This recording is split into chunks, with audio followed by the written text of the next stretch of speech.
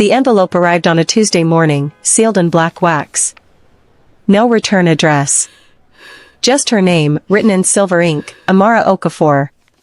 She stood in her small Lagos apartment, the 6 a.m. heat already pressing through the windows, and turned the letter over in her hands. The weight of it felt expensive. Dangerous. The kind of thing that arrives when your life is about to become something you didn't choose.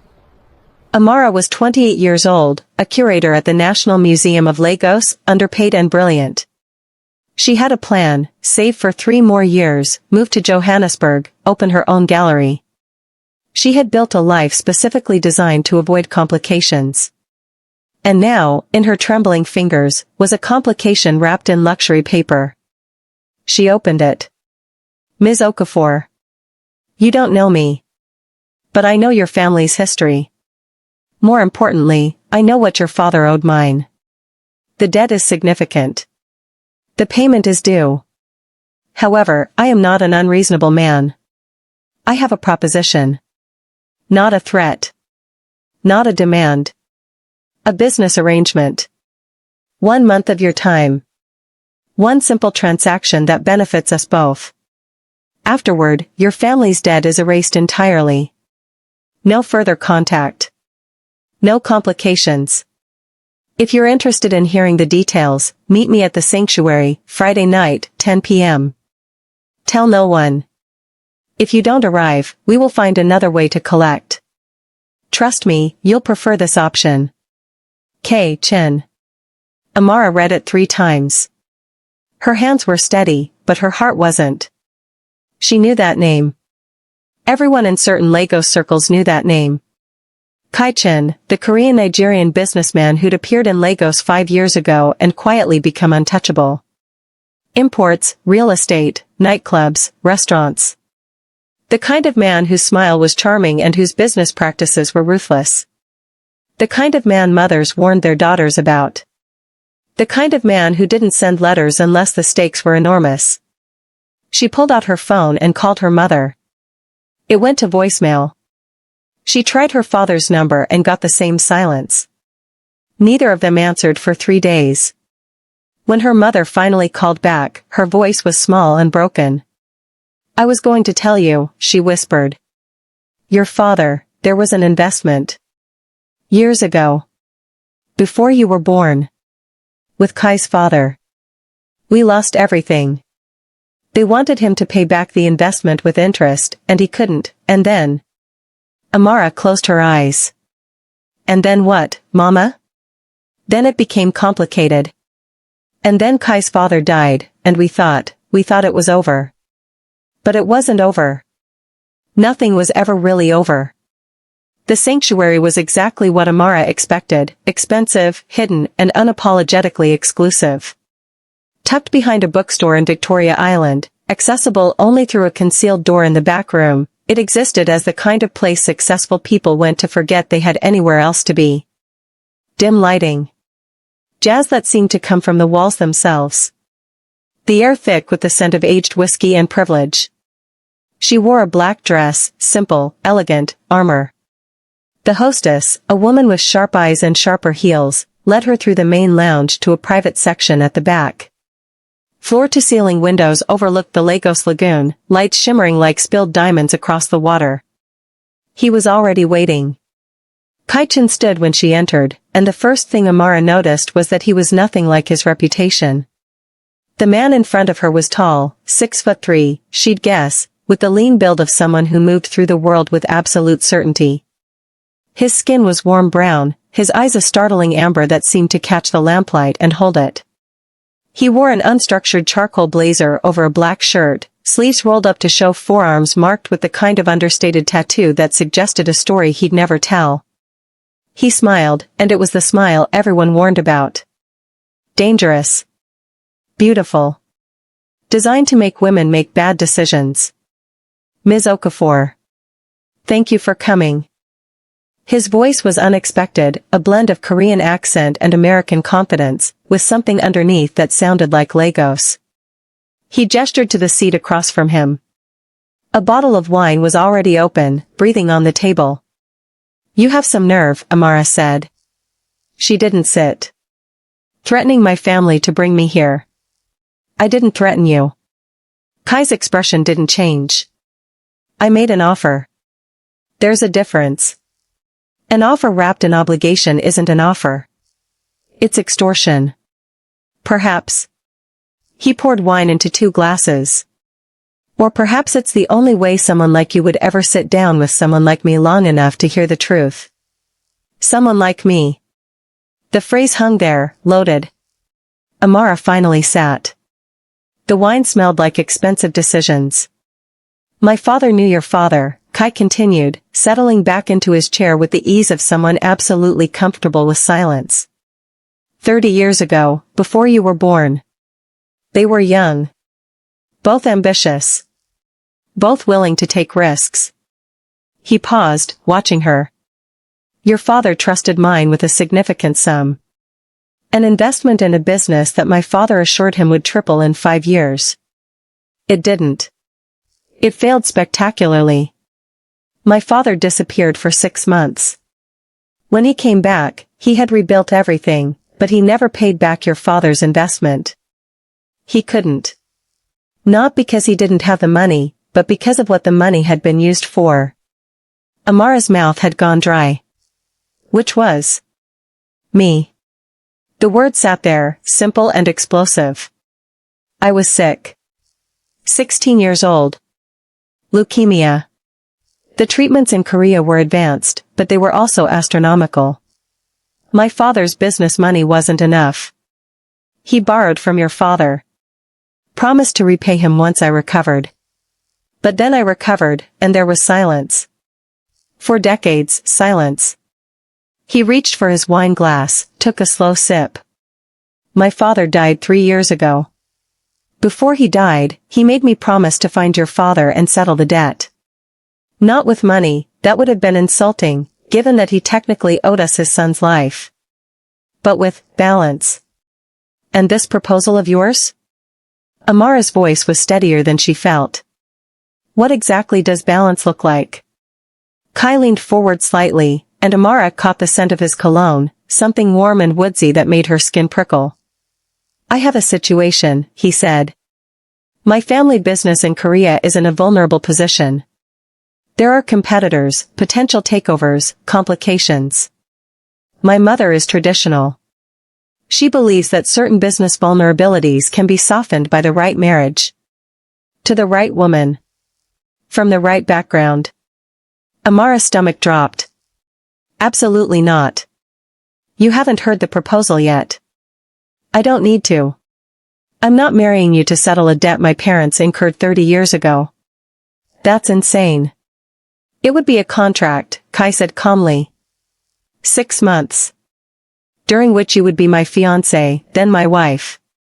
We would spend time in Seoul, attend family events, make appearances that establish your position in my family. After 6 months, we would divorce quietly. No mess. Your family's debt is completely forgiven. You would receive a settlement, generous enough that you could open that gallery you've been planning in Johannesburg. Or anywhere else. He said it all like he was discussing the weather. How could you possibly know about the gallery? I know many things about you, Amara. I know you work at the museum. I know you've been there for 7 years, that you've curated 3 exhibitions that became traveling shows, that you've been offered positions in New York and London that you turned down because they wanted you to stop thinking about African art as a separate category. I know your mother is a teacher, your father is a lawyer who hasn't practiced in 5 years because of the guilt he's carried about that investment. I know you have one brother, younger, in university, studying literature. I know you live alone, that you haven't had a serious relationship in 3 years, that you spend Friday nights at the museum after hours because that's when you feel most like yourself. Each piece of information was a small violation. Intimate in a way that made Amara's throat tighten. You had me investigated. Of course I did. That's what you would have done, in my position, Kai finished. Let's not pretend we're naive. You walked into a room with a man you've never met, who claims to hold your family's debt in his hands, and you didn't immediately leave. That tells me you're intelligent. capable of seeing a situation from multiple angles, willing to at least consider unconventional solutions. Amara stood up. I'm not a solution. And I'm not a pawn in whatever game this is.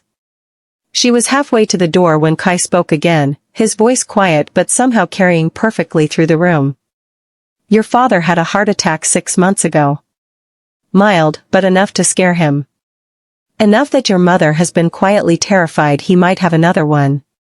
The stress of carrying this debt, of knowing it's been passed to his children, that's the thing that's going to kill him, not genetics. Amara stopped. She didn't turn around. I'm offering to remove that weight, Kai continued. 6 months of your time. You would live in Seoul, in a very comfortable apartment, wearing clothes I would provide, attending events I would brief you on thoroughly. You would have a team helping you, a stylist, an assistant, someone who speaks both Korean and English fluently to help you navigate the culture. You would learn about my family business. You would become necessary to my success. And then you would walk away, richer and freer than you came. And what do you get out of it? Amara turned to face him finally. A wife, he said simply. A woman who is intelligent enough to understand what this is, strong enough to handle my family's expectations, and beautiful enough that no one will question the arrangement's authenticity. The compliment was delivered like a business fact, which somehow made it more dangerous. Your mother, Amara said carefully, will see through this immediately. Possibly. Kai's smile was small and genuine. But she'll keep quiet about it because she desperately wants to believe it's real. She's been waiting for me to marry for 15 years. She's been introducing me to every suitable woman she can find. For her, this will be a dream come true, fraud or not. That's manipulation. Yes. At least he admitted it. Amara walked back to the table and picked up the wine glass he'd poured for her 40 minutes ago. She drank it in one long swallow. It was magnificent, rich and complex, and nothing like anything she'd had before. I need to think about this. Of course. You have until Wednesday. And if I say no? Then I honor my father's promise by collecting on the debt through other means. Your family will lose the apartment. Your father will lose his license to practice law again. Your brother will need to find a way to finish university without your family's support. It's not merciful, but it's honest. You're a bastard. I am. Kai tilted his head slightly. But I'm a bastard offering you an escape route. The question is whether you're brave enough to take it. For 2 days, Amara said nothing to anyone. She went to the museum. She catalogued artifacts. She moved through her life like a ghost moving through a photograph of her own existence. On Wednesday morning, she called him. One condition, she said, before he could speak. Yes? I want to know everything. About your family, your business, your competitors, the people I'll be meeting. I want to know what I'm walking into. No surprises. There was a pause on the other end of the line. That's reasonable, Kai said. But there's something you should understand, Amara. No matter how much I tell you, there will be surprises. People are always more complicated than the information we're given about them. Is that a warning? It's an observation. Send me the information. Everything. And then I'll tell you yes or no. He did. What arrived at her apartment was a leather portfolio containing detailed profiles of all 17 members of the Chin family. Corporate structure documents for Chin Industries. A complete breakdown of the company's business sectors. Information about the competitors circling them. Photographs of events she'd be attending. A description of her responsibilities as Kai's fiancée, then wife. The marriage contract, already drafted by lawyers. She spent 12 hours reading. The Chin family was exactly as complicated as Kai had warned.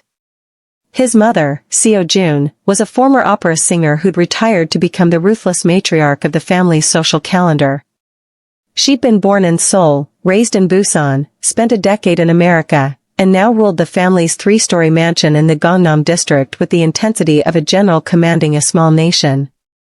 Kai's three younger brothers all worked in the family business in different capacities.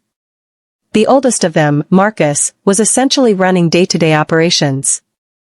The second, Adrian, handled international expansion. The youngest, Julian, managed the company's digital transformation and private investments. They were all, according to the profiles, highly protective of Kai. And there was the problem. Chin Industries was valuable, but it was also vulnerable. A rival company called Concorp had been slowly acquiring stakes in smaller subsidiary businesses. If Concorp succeeded in acquiring enough shares, they could force a merger that would essentially consume Chin Industries entirely. The company would survive, but control would shift to people outside the family. Kai's marriage, according to the information, was meant to stabilize the family image. Married men were seen as more stable, more trustworthy. Concorp was already spreading rumors that Kai's bachelorhood made him reckless, unfit for leadership. A strategic marriage would counter that narrative. It was brilliant. It was also absolutely insane. But it would also genuinely help her family. On Thursday morning, Amara called him back. Yes. There was a silence that stretched so long she thought he might have hung up. Yes, he finally repeated. Yes, I'll do it. 6 months. Contract marriage. I'll do it. Another pause. I'll send a car for you on Saturday morning, he said. Pack for Seoul. Cool weather, formal events, casual time at home. Bring your passport. Kai. Yes? This is still insane, right? You understand that? This is insane. She could hear the smile in his voice. Completely insane. But sometimes that's the only way to fix something that's already broken. Seoul was an assault on every sense. The winter air was bitter and clean. The city rose around them in glass and steel, mountains visible in the distance like a promise of something beyond commerce. The driver, a silent man named Park who barely spoke English, drove them through neighborhoods that shifted from tourist center chaos to quiet residential streets lined with trees and expensive cars. The apartment was in Apgujeong, in a luxury building that required a keycard to access the basement parking, another keycard for the private elevator. Kai met her on the 42nd floor, and the first thing Amara noticed was that he looked different here. More formal. Less dangerous, somehow, or perhaps more dangerous, because danger in formal clothes is harder to see coming. Welcome to Seoul, he said, taking her single large suitcase from her hand. You're home for the next 6 months. The apartment was stunning in a way that felt sterile. Floor-to-ceiling windows overlooking the Han River. Minimalist furniture in grays and blacks. A kitchen that looked like it had never been used. Books arranged on shelves like decorative objects rather than things meant to be read. This is your private space, Kai explained, walking her through. No one enters without permission. Your bedroom, bathroom, study. There's a second bedroom if you have guests. The master suite is across the main living area, that's where I spend most evenings. The master suite. Amara's stomach did a complicated flip. The contract is clear about physical boundaries, she said carefully. We're not. I'm aware of the contract, Kai interrupted. We are engaged, not lovers. The apartment is large enough that we can maintain that separation easily. Good. However, he continued, and there was something in his voice that made Amara look at him directly, my family will expect certain things. Touching. Hand-holding. Moments that appear affectionate. We'll need to establish a version of our relationship that's convincing in public. How convincing? Convincing enough that even people trying very hard to find holes in the story can't. Dinner with the Chin family happened on Amara's third evening in Seoul. She'd spent the previous 2 days being transformed. A stylist named Min came to the apartment with racks of clothes. A linguist named David came to give her a crash course in Korean etiquette. A trainer came to teach her how to move like someone who belonged in the social circles Kai's family occupied. By the time Saturday evening arrived, Amara had been dressed, trained, briefed, and psychologically armored. The mansion was exactly what she expected, massive, ornate, and intimidating. It sat on a hill overlooking the city, surrounded by walls and gates and security that felt both protective and imprisoning. Kai held her hand in the car on the way there, his thumb brushing against her knuckles in a gesture that was probably meant to be comforting but felt like electricity. "My mother will want to know everything about you," he said. "Where you're from, your family, your education, your interests. Don't lie. She's incredibly intelligent, and she will catch inconsistencies immediately." "So I just tell her the truth? That I'm from Lagos, my father's a lawyer, my mother's a teacher, and I work as a museum curator?" "Exactly. The truth is more credible than fiction, especially if you seem proud of it." The entrance to the mansion opened into a cavernous foyer with a staircase that rose like something from a film set. At the top of that staircase stood Seo Jun-chin. She was smaller than Amara expected, maybe 5'4", elegant in a way that suggested decades of understanding how to move through space. Her hair was silver, swept back from a face that had been beautiful once and had transformed into something more interesting, a face that had witnessed things. Her eyes were Kai's eyes. That same amber, but colder. "Amara," she said, descending the stairs. "So you're the woman who's captured my son's heart." Kai squeezed Amara's hand, a warning, or possibly an apology. "I'm Amara Okafor," she said, and extended her hand.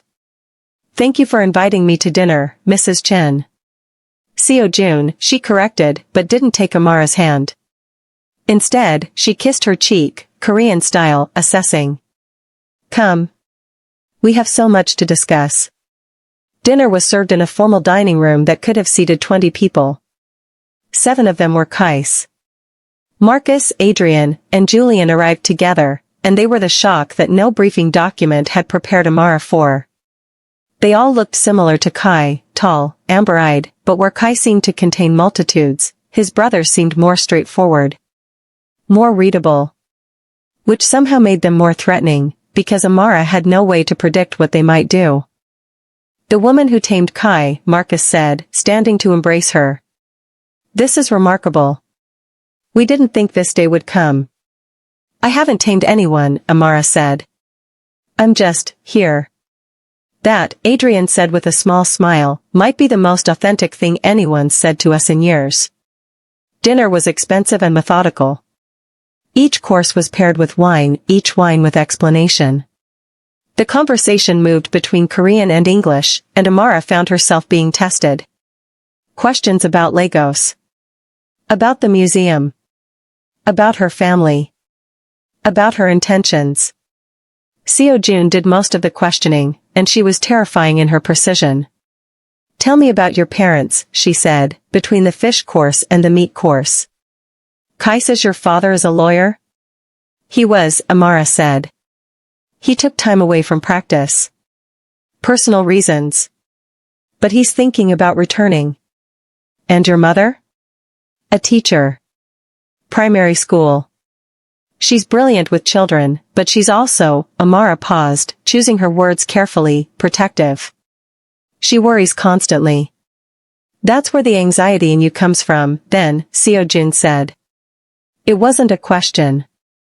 "Your mother's fear runs in your blood. But you're not afraid." "That's interesting. You seem more like your father." "My father is cautious," Amara said. "Which isn't the same as fearful." "No," Seo Jun smiled, and it was a smile that didn't reach her eyes. "It's not." After dinner, Kai walked Amara through the gardens. Winter frost lay on the grass, the lights from the house making the ice glitter like scattered diamonds. His hand found her waist, pulled her closer. "You did well," he said. "Your mother doesn't believe we're engaged." "She doesn't believe that we came to this engagement naturally," Kai corrected. "But she doesn't need to. She just needs to believe that we're committed to making it work. The reasons matter less than the execution." "Is that how you run your business?" "Yes." They walked in silence for a moment. "You're brothers," Amara said. They don't seem like just business associates. They're not. They're my brothers. We're close. He paused. Adrian is suspicious of you. Of me specifically, or of the arrangement? Of both, possibly. He's protective. And he's very good at seeing through deception. Kai's hand slid down her arm, his fingers finding hers. That might be a problem. The problem became apparent 3 weeks later, when Adrian requested a private meeting. Amara was in the apartment, working on a proposal for a Korean art exhibition that Seo Jun had asked her to develop, when the message came through. Adrian wanted to take her to lunch. Alone. Kai's response when she told him was immediate and tense. Don't go, he said. Tell him you're busy. Why? What's he going to do? I don't know. That's why I'm concerned. But Amara went anyway. She'd spent 3 weeks in Seoul, and one thing had become abundantly clear: everyone in the Chen family operated from motives that weren't immediately apparent. Which meant the only way to understand them was to engage with them directly. Adrian chose a small restaurant in Gangnam, the kind of place where celebrities went when they wanted to be seen while appearing not to be seen. He was already waiting when she arrived, sitting at a corner table with a view of the street. Thank you for coming, he said, not bothering with pleasantries. I know Kai would have preferred you decline. How did you know he'd be upset? Because Kai is always upset when he thinks someone is threatening his control over a situation. And I'm the one person in his life he can't control. Adrian smiled, and it was a more genuine smile than anything she'd seen on Kai's face. Warmer, somehow. Which made it more dangerous. So let's establish some ground rules. I'm going to be honest with you, and I'm going to ask you to be honest with me. If you lie, I'll know. And if I know, Kai will know I know, and things will become very complicated. Amara's heart rate had shifted into something faster than normal. Okay, she said. Be honest. Are you and Kai actually in love? The question was direct in a way that demanded an answer that was true, or at least true enough. No, Amara said. We're not. Adrian nodded, satisfied. Good. Because I've been watching him very closely, and I think he might be developing an attachment to you that wasn't part of the original plan. And that concerns me. Why would that concern you? Because Kai makes better decisions when he's not emotionally compromised. And this entire arrangement only works if he stays in control of his emotions while appearing to be someone who's surrendered to them. Adrian leaned back slightly. The engagement is strategic. My family's company is vulnerable. Concorp is circling. My mother believes that a serious, committed relationship will make Kai look more trustworthy to investors and board members. So he needs to appear to be deeply, genuinely in love with you. And I'm just supposed to help him do that? Perform authenticity while he falls apart? You're supposed to help him maintain the illusion, Adrian corrected. Without letting the illusion become real. That's a tight wire to walk. Yes. Which is why I'm telling you now, don't fall in love with him. Don't let him fall in love with you. Keep this professional. Keep this bounded. 6 months, and then both of you walk away. Amara picked up her water glass and drank. It tasted like ice. Is that why you wanted to meet? To warn me? It's why I wanted to meet, Adrian said. But also because I want to know what you're really after. The marriage contract. The settlement. Financial independence. That's what the contract says, Adrian agreed. But people don't do things they don't want to do unless there's something deeper driving them. So what's the something deeper? Amara found herself telling him about her father. About the investment. About the heart attack that had scared everyone. About the weight she'd watched her family carry for 30 years. Adrian listened without interrupting. That's good, he said finally. That's a real reason. That's the kind of thing that can ground you when everything else becomes confusing. Is that what happened to Kai? Adrian's expression shifted, something flickered across his face, there and then gone. That's between him and his reasons, Adrian said. But yes. Something happened that grounded him.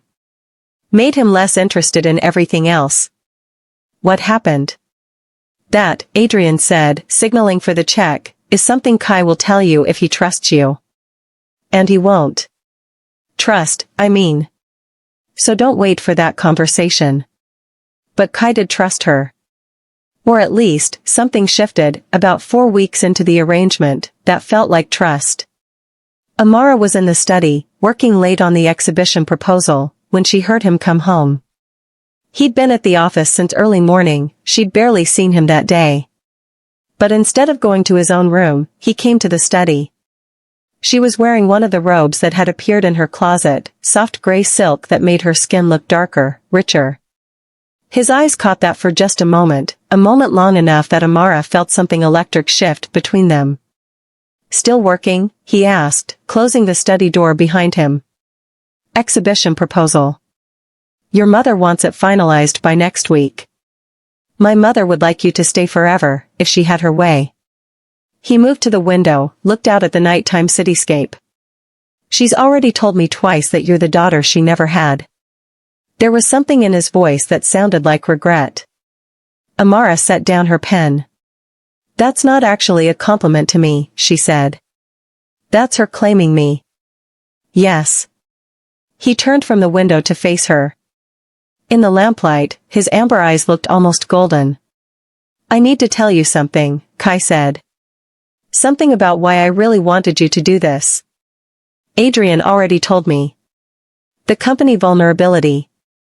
The need to appear stable. That's the official reason. Kai moved closer, and Amara's breath caught slightly at his proximity. But there's another reason. He sat on the edge of her desk, and they were close enough now that Amara could smell his cologne, that same woodsy scent that seemed to follow him everywhere.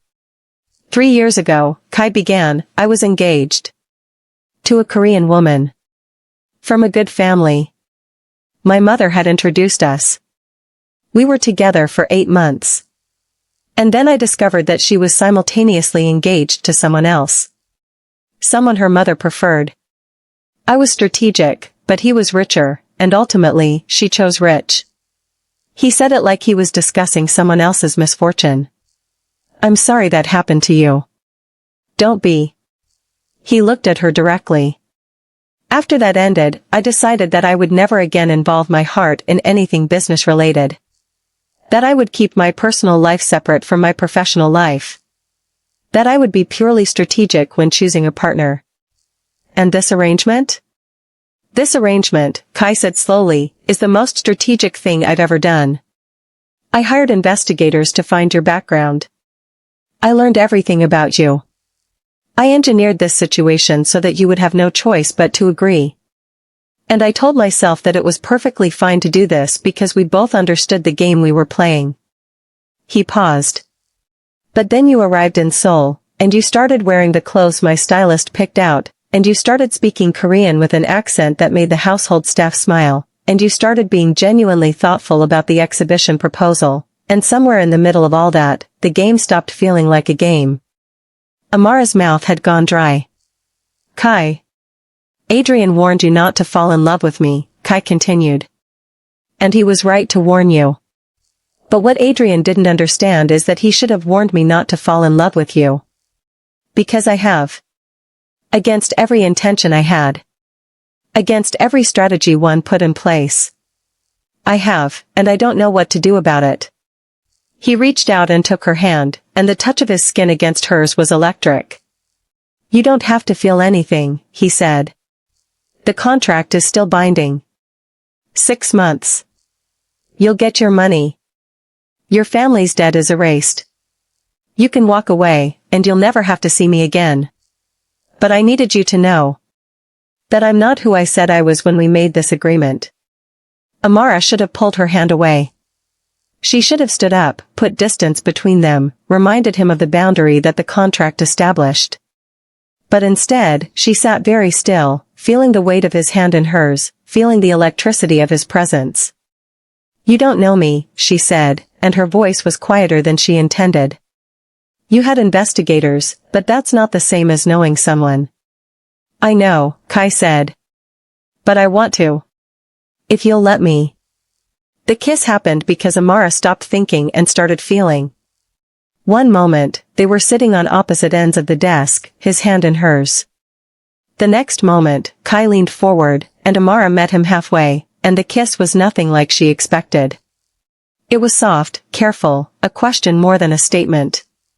It tasted like whiskey and risk. When they broke apart, Amara was breathing hard. That was a mistake, she said, but she didn't move away. Probably, Kai agreed, and kissed her again. This time, there was less caution. His hand came up to the back of her neck, holding her gently, like she was something precious. Like she might disappear if he wasn't careful. But I've been strategic for so long that maybe a mistake is the only honest thing I can do right now. They didn't leave the study that night. They didn't have sex. Amara was too afraid of where that might lead, and something in Kai seemed to understand that, but they held each other. They talked. Kai told her about his childhood, about being sick, about his brothers, about what his father had been like. Amara told him about Lagos, about the museum, about why African art mattered to her in a way that had nothing to do with museums or money. By the time the sun started rising, they were tangled together on the expensive leather sofa, and Amara realized that she'd made a tactical error. She'd started caring about him. The morning after, reality arrived in the form of a message on Kai's phone. Amara watched his face change as he read it, saw the shift from soft to sharp, from present to calculating. He sat up, pulling away from her, and the absence of his warmth felt like a violation. What happened? She asked. Concorp made an offer to one of our board members, Kai said. An offer our board member just accepted. They now own enough shares that they can force a vote on the merger at the quarterly meeting. Which is in 2 weeks. Can they actually force a merger? If they have the votes, yes. Kai stood, running a hand through his hair. But there are other board members who are still on the fence. They need assurance that our company is stable. That leadership is sound. That we're not vulnerable to hostile takeover. He looked at her, and she could see the calculation happening behind his eyes.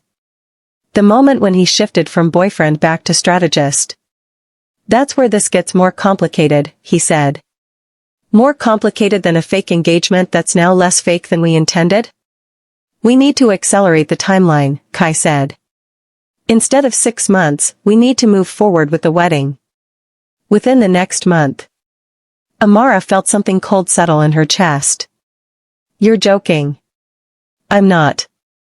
If we're married, if the wedding happens in a prominent setting with all the right people in attendance, it sends a message to the board. It tells them that Kai-chan isn't some reckless bachelor. That he's settled. Committed. That our company is strong because our leadership is grounded. You just spent the night telling me that the strategy didn't matter. That you wanted something real. I do, Kai said, and he moved back to her, taking her hands in his.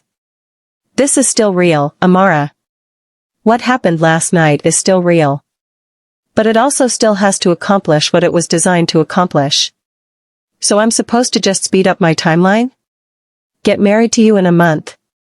I would want that, Kai said, and his voice was careful. But the contract. The contract, Amara interrupted, was predicated on 6 months. 6 months to decide what happens. What if the company doesn't matter more than getting to actually know you? Then tell me what you want, Kai said. Tell me, and I'll make it happen. Amara wanted to say she wanted out. She wanted to say she wanted her money and her freedom and her life back. But when she opened her mouth, what came out was something different. I want to know that we're not just doing this because it's strategically convenient. That's not why I want to marry you. But it's part of why, Amara said. Isn't it? Kai didn't answer immediately. When he did, his voice was honest in a way that hurt. Yes, he said. It's part of why. But it's not all of why. And maybe that's the most honest I can be. The wedding happened because Amara decided that dishonest honesty was better than perfect clarity that was built on lies. They were married in a small ceremony at a temple in the mountains north of Seoul, with only family present. The guest list that Kai's mother had wanted, 300 people, all important, all watching, was overruled by Kai, who insisted on something smaller. If we're getting married, he told Seo Jun, it's going to be because Amara wants to, not because she's on display. Amara wore white, not the elaborate traditional hanbok that Seo Jun had suggested, but a simple white dress that she'd chosen herself.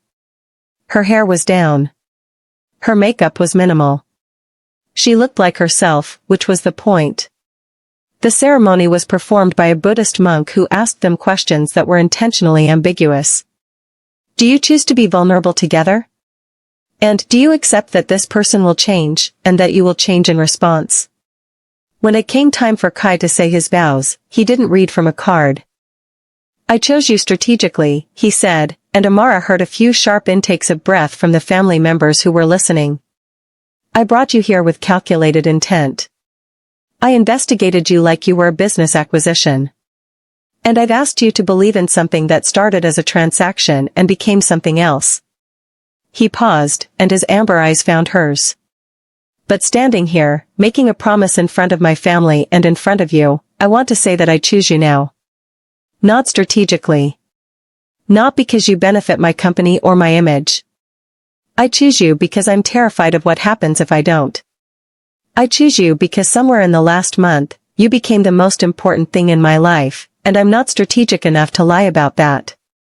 When it came time for Amara to say her vows, she was shaking. I came here to settle a debt, she said. My family's debt. And I thought that was why I was doing this. But somewhere in the middle of learning your language and learning your family's history and learning that you're not as controlled as you pretend to be, I realized that I was making a choice. A real choice.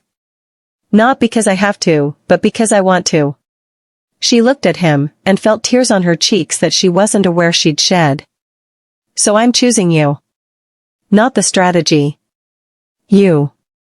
The kiss that sealed the vows was tender and looked for all the world like something earned rather than performed. Adrian, watching from the side, had an expression that looked like he'd just lost a bet with himself. The wedding made news. The headlines were breathless: Kaichan marries Nigerian curator in surprise mountain ceremony.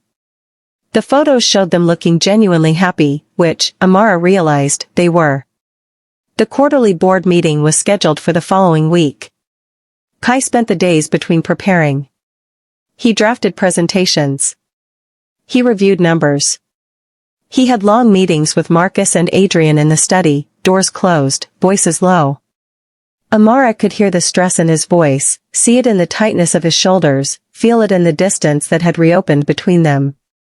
On the night before the meeting, they still shared a bedroom, the master bedroom, which now felt like it belonged to both of them, but there was space between them and the bed. A space that hadn't been there before. Amara lay awake, listening to Kai's careful breathing, knowing he was also awake. The meeting will go badly, he said finally, into the darkness. You don't know that. I do. His voice was hollow. Adrian showed me the preliminary vote tallies. Concorp has more support than we thought. The other board members are afraid. They see an acquisition as a way to strengthen the company, not an attack on it. So they'll vote to merge? They'll vote to recommend it to shareholders. And most shareholders will follow the board's recommendation. Amara sat up, turned on the bedside lamp. Kai's face in the light looked exhausted. Older. Like the weight of everything had finally settled. There has to be something you can do, she said. There's one thing, Kai said. But it would require moving outside the law. And I'm not going to do that. I'm not going to become the kind of man who breaks things when he can't control them. What's the one thing? Kai didn't answer. The next morning, he went to the board meeting, and Amara stayed in the apartment, waiting. The call came at 2:47 p.m. It was Adrian. His voice was strange, controlled, but with something underneath that sounded like barely suppressed rage. Come to the office, he said. Now. Don't tell anyone you're coming. Just come. The Chin Industries building was all glass and steel, rising like a monument to capitalism from the heart of Seoul's business district. Adrian met her in the basement parking garage, looking at her like she was a stranger. What happened? Amara asked. Kai happened, Adrian said. Come on. The executive floor was empty except for the two of them. Adrian took her to a private conference room, and inside, on the table, was a stack of documents. Do you know what these are? Adrian asked. Amara shook her head. These are false financial reports, Adrian said. Kai submitted them to the board this morning. Falsified numbers that make it look like Concorp has been running illegal money operations through its investments. Skimming funds. Creating shell companies. Everything documented. Amara felt her stomach drop. He wouldn't. He would. And he did. Adrian's hands were shaking. To buy time. To discredit Concorp enough that the board would retract the merger recommendation. To protect the company. Adrian, you don't know that he submitted them. Maybe someone else. It was him, Adrian said quietly. I know my brother. I've watched him his entire life. And I've never seen him do anything this desperate. But your marriage did this, Amara. Your presence in his life destabilized him enough that he's willing to break laws to protect something he thinks is important. Where is he? Waiting for the consequences. Waiting for Concorp to either sue him, or for the authorities to press charges, or for both. Adrian leaned against the wall, looking exhausted. I'm going to help him. I'm going to help him make this disappear. But there's a price. What price? You leave, Adrian said. Today. You go back to Lagos. You file for divorce. You tell people that the marriage was a mistake. And in exchange, I make sure that Kai doesn't end up in prison, and I make sure that your family's debt, the real reason any of this started, stays forgiven. That's blackmail. Yes, Adrian said. But it's blackmail in service of protecting Kai from himself. Amara didn't go back to Lagos that day. Instead, she went to find Kai. He was in the penthouse office, the one with views of the entire city, sitting in the dark. The lights of Seoul spread beneath him like something fallen from space. Adrian told me, she said, closing the door behind her. Kai didn't turn around. He was right to tell you. You deserve to know what you're married to. I'm married to someone who makes desperate choices when he's afraid of losing things that matter. Amara moved closer.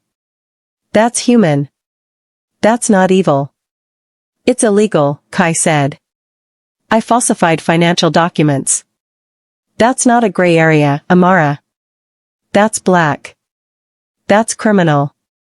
So fix it. Kai finally turned to face her. In the light coming from the city, his face was all shadows and sharp edges. I'm fixing it. Adrian's making sure the documents never reach anyone outside the board. We're creating counter-evidence that makes them look like fabrications by Concorp, an attempt to make us look incompetent. By tomorrow, they'll look like the ones acting illegally. And you think that's better? It's survival. No, Amara said, moving to stand directly in front of him. It's lying. It's different from the original lie, but it's still a lie. And it won't fix what's actually broken. What's broken? The fact that you believe the only way to win is to cheat, Amara said. The fact that you're willing to compromise yourself because you're afraid of losing control. The fact that every time things get complicated, you either manipulate them or destroy them, and you think that's strategy when it's actually just damage. Kai stood, and there was a moment where Amara thought he might walk away from her entirely. What do you want me to do? He asked, and his voice was jagged. Confess?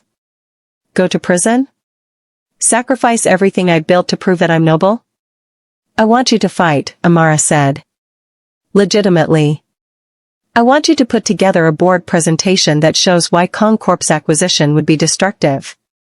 I want you to convince people to vote with you because your reasons are sound, not because you've threatened them or lied to them. I want you to win the right way, Kai, or I want you to lose. But I can't stay married to someone who's willing to become a criminal to keep control. Kai moved to the window and looked out at the city. The right way might not be enough, he said.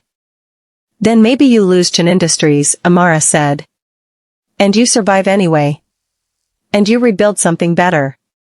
Because your family is more important than your company. And they'll stand with you even if you lose. You would leave me if I lose, Kai said. It wasn't a question. I would stay with you even if you lose, Amara corrected. But I can't stay with you if you become someone who's willing to break the law. That's where I draw the line. Kai was quiet for a long moment. I'm going to withdraw the false documents, he said finally. I'm going to tell the board that Kong Corp's acquisition isn't actually a threat. That I've been afraid, and that fear made me paranoid. And I'm going to recommend that they vote to allow shareholder input on the merger, rather than forcing it through. That sounds like giving up. It's not, Kai said, finally turning back to her. It's trusting that there's something else beyond my control that might actually work out. The board meeting, when it reconvened, lasted 3 hours. Kai stood in front of them and said exactly what he'd promised to say. He admitted his fear. He withdrew his false allegations against Kong Corporation. He told them that if they believed the merger was right for the company, then he would step back and allow it to happen. The board voted to pass the decision to shareholders. The shareholders, when they voted 3 weeks later, rejected the merger by a margin of 54%. Kai didn't win because he was noble. He won because his mother and his brothers and 17 years of building genuine relationships with people who actually believed in the company's vision voted with him. He won because he stopped trying to manipulate everyone and started trusting them instead. The evening after the vote, Kai took Amara to the restaurant where they'd first met. The sanctuary was the same, dim lights, expensive wine, the sense of being outside normal time and space. I want to say something, Kai said, after they'd ordered, after the wine had been poured. Something I should have said a long time ago. Okay. When I first brought you to Seoul, I was very confident that I understood the situation completely. I'd investigated you. I'd created a plan. I knew exactly how this would end. And then you started being unpredictable, and instead of adapting, I kept trying to force you into the shape I'd designed for you. He reached across the table and took her hand. Even when I said I loved you, I was still trying to control it. I was still trying to make sure it fit into the framework I'd created. And you called me out on that. You made me face the fact that love isn't something you can control. It's something you have to surrender to. Kai. I'm not done, he continued. I want to say that I'm sorry. I'm sorry for bringing you here under false pretenses, even if those false pretenses became something real. I'm sorry for trying to manipulate you into being what I needed instead of asking what you wanted to be. And I'm sorry for almost destroying both of us because I was too afraid to let go of control. Amara felt tears on her cheeks. You already said some of this in your vows. I know. But this is different. The vows were about making a commitment. This is about asking for forgiveness. This is about asking if you can forgive me for who I was when this started. Amara squeezed his hand. I already have, she said. About a month ago. The exhibition opened in Seoul on a Tuesday evening in July.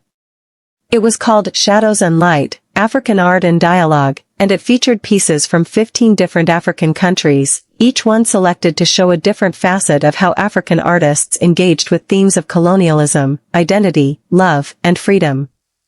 Amara had spent 6 months curating it, with help from artists and museums and institutions across the continent. She'd traveled back to Lagos twice, had brought her parents to Seoul to see the exhibition's unveiling. The opening was crowded, art world people, business associates, family members. Seo Jun moved through the crowd in a dark red dress, acting like she'd personally curated every piece. Marcus and Adrian and Julian stood near the entrance, looking proud and slightly amused. And Kai stood beside Amara throughout the evening, his hand sometimes on the small of her back, sometimes holding hers, always present. I have something for you, he said, when the crowd had thinned out, when it was just the two of them standing in front of an enormous canvas by a Lagos artist, a painting of two figures, male and female, surrounded by fire but not burning. He pulled an envelope from his jacket pocket. Inside was a deed. To a building in Johannesburg. Not just any building, but the perfect building, in the right neighborhood, with the right bones, with enormous open galleries and natural light. Your gallery, Kai said. The one you were planning to open. If you still want to. Amara stared at the document, not quite understanding. Our agreement was always that you'd get a settlement after 6 months, he continued. I thought about money. But I realized that's not what you actually want. You want to build something that matters. Something that exists beyond me, beyond us, beyond any of this. Kai, I can't accept this. You can, he said. And you will. Because it's not a gift. It's an investment. In you. In something you believe in. And I believe in you. Amara looked at the deed, then at the painting of the two figures surrounded by fire. What happens if I take this and open the gallery and spend all my time building something in Johannesburg, she asked. What happens to us? We figure it out, Kai said simply. Maybe we split our time between Seoul and Joburg. Maybe we find a way to make it work that I haven't thought of yet. But the point is, I'm not going to trap you here. I'm not going to make you choose between your dreams and your relationship. That's not love. That's just another form of control. Amara took the deed and folded it carefully into her pocket. The marriage is supposed to end next month, she said. The contract was for 6 months. We hit that mark tonight, if we count from the wedding. I know. So are we ending it? Kai was quiet for a moment. I never want to end it, he said finally.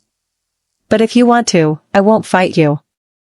I'll let you go, and I'll wish you well, and I'll hope that someday you look back at this time and remember that at least part of it was real. All of it's real, Amara said. The bad parts and the good parts. That's what makes it real. She reached out and took his hand.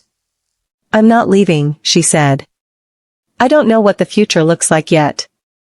I don't know if a marriage built on a lie and then turned into something honest can actually survive. But I know that I want to try. So I'm staying. At least for now.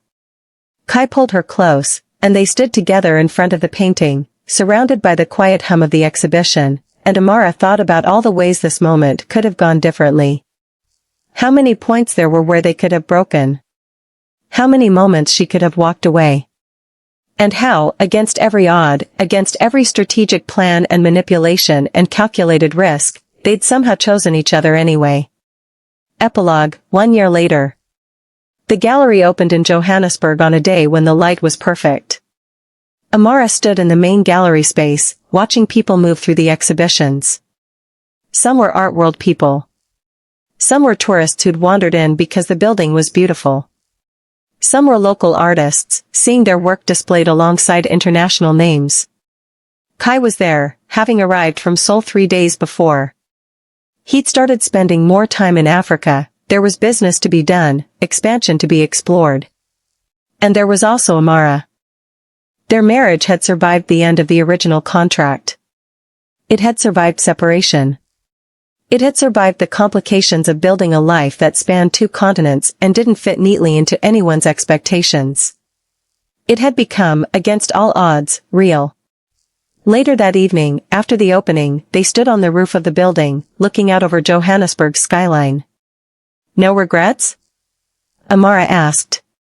About what? Any of it. The beginning. The lies.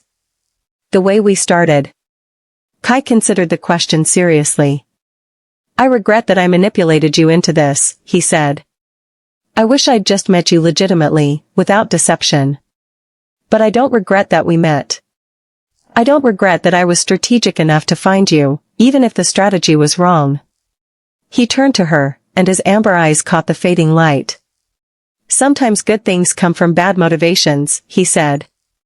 And sometimes the only way to fix something that's broken is to break it completely and rebuild it from scratch.